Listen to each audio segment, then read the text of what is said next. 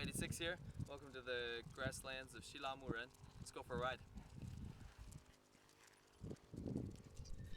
So recently I've been hearing a lot of debate based on this topic, which is foreign men.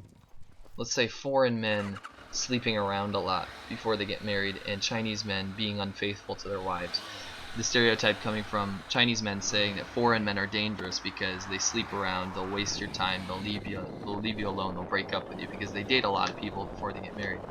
And then Chinese men who sleep with prostitutes. I mean, prostitution is rampant here, and you can say that prostitution is available in any country, but I've never, in 34 countries I've been to, I've never seen more prostitution than I have in China. So it's just the case. You will visit prostitutes with your Chinese co-workers or business partners, or even people in the street. They will expect you to visit prostitutes. You don't have to use them. You can wait for the people in there, but at least you have to be part of the team and go. It's just part of the team here. It's what people do. It's not as common to the younger people, but I have seen it many, many, many times. And although I've never used a prostitute, I've seen many people that I know and I'm close with that have used them. So anyway, the point that I'm trying to make is that there's two stereotypes, and I think there's a fundamental misunderstanding that we Westerners have for Chinese people, saying that they're being unfaithful to their wife. And then I think there's a fundamental misunderstanding that Chinese men are having when they talk about us being open or sexually open or being dangerous, not being able to take care of a Chinese girl. So I want to talk about actually this great article that I'm going to sum up here. The thing is, like, Chinese men are not judging us on our ability to be physically faithful to our wives, because that's not important to Chinese people.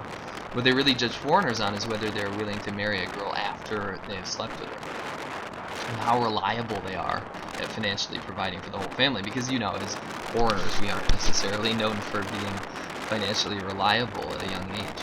So the Chinese stereotype about foreigners being slutty or open is due to the fact that even though we have had sex or dated the girl for a while, we probably, like, statistically speaking, we won't marry her. So a relationship with a foreigner is usually seen as a waste of time. And not only that, but there is an ancillary stereotype that girls who have had a foreign boyfriend in the past don't make as good a wife as other girls. So on the other hand, while Chinese guys are plenty happy to sleep around a lot, it's usually after they're married. So it's okay, nobody's wasting their time now, they're already married, right? So both parties use these relationships are not looking for marriage, obviously, whereas foreigners, who are usually single, usually go after single girls, are wasting their time. And the most important thing is that they're wasting the girl's time, because she, or more likely her family, is actually looking to get married as soon as possible. So even when it comes to the foreigners who are willing to get married, like in China, like I did, there's still some fear, which is where, you know, the comments about divorce rate and whatnot come from. Cultures can't mix, blah, blah, blah. There's a lot of Chinese horror stories about foreigners who, like, the Chinese mother got sick. So even because her daughter was in America with her American husband, she couldn't take care of her, you know. It's all about, like, a completely different understanding about the purpose of marriage. We think that, as Westerners, we think that marriage is about true love. We believe in the idea of true love between two people. It's a commitment or a bond. And faithfulness to your marriage partner is the biggest and best and most important thing that you do. And also, probably the second most important thing is the kids that are involved, right? So in China, the faithfulness to the family is definitely the priority, and that's what you have to understand, that the fundamental difference is the faithfulness to the family is the most important thing. And the oldest people are the most important, right? The parents, the grandparents. Chinese people don't believe in the value or ideal of true love like we do. It's like something you see on TV. It's childish. It's like fairy tales. Actually, you can look in Chinese fairy tales, and the people who fall in love never live happily ever after. It's supposed to be a lesson, because in Western fairy tales, they always live happily ever after.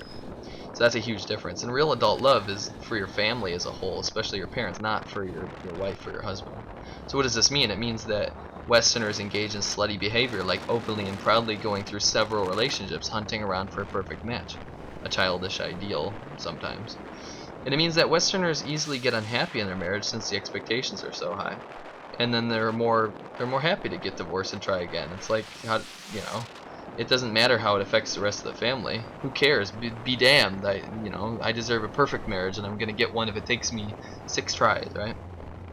On the other side, in China, if you marry the first or second person you have a serious relationship, that's the correct thing to do.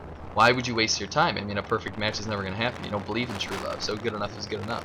What's the use of true love, you know? Who cares? Does the true love provide a roof over your head and a job and cute grandchildren and medicine for your parents? No. I'm a reliable husband with a high-paying job, and a good-looking wife can cook and take care of the house. That's what matters. It's only natural that a man who has natural needs gets bored of his wife after a while and needs a little more spice in his life. So if he earns a little more money, then he absolutely deserves to be able to use a reasonable amount of it to get a little something on the side, right? That's the idea. What's the point of making all that money if you never get to have a little fun? It's your wife's job to provide you with children and to take care of the house and parents, not to amuse you. That's what whores are for. To call that infidelity is missing the entire point of the marriage.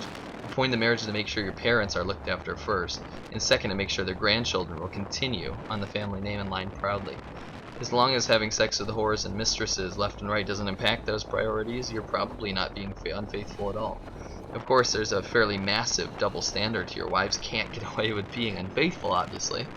And the main thing here is that, you know, there would be fear that the kids she has are not the husband's, and therefore aren't the husband's grandparents or parents' grandchildren. So secondly, there's of course the embarrassment of the loss of face of the husband. A husband should be virile enough to satisfy his wife and his mistresses. So that's, I mean, if he can't satisfy his wife, then she's going to cheat on him. So that's embarrassing. It makes him lose face. That's why do you think Chinese people will happily render the rhino and tiger and every other animal on Earth, if necessary, extinct in order to make sure that men have enough penis medicine to have sex 3 times a day for the rest of their lives, you know? And of course, all this presupposes that the lack of virility is the cause of infidelity in the woman, which is not necessarily the case, but that's what they believe. But that's part and parcel of the Chinese marriage love philosophy. Remember that while there isn't actually any such thing as true love, except in dumb kid stories, the desire for sex is absolutely natural and frankly accepted. A husband who is properly successful and virile is able to meet his wife's needs for financial stability and sex. And a good wife, daughter-in-law, shouldn't really have any other needs besides those. At least this is just the best I've been able to figure out traditional standards and views on love and marriage. Obviously, this all comes from the huge caveat that is much changing as very quickly in China. There are plenty of people who prefer the Western version, and it's not going to be long before the Western version becomes the norm.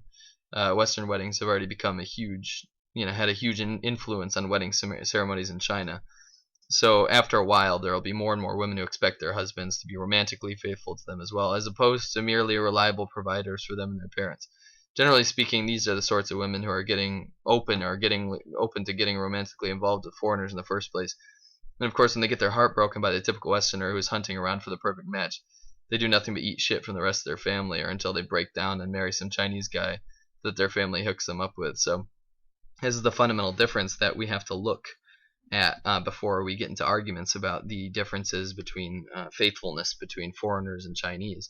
Is that it's not considered unfaithful here, and they consider what we're doing a waste of time and unfaithful to our future wife. So yeah, anyway, that's what I've read, and that's of my opinion. I'm happy to hear your comments, but I would appreciate it if you guys didn't start an incendiary flame war on the comment section. Thanks.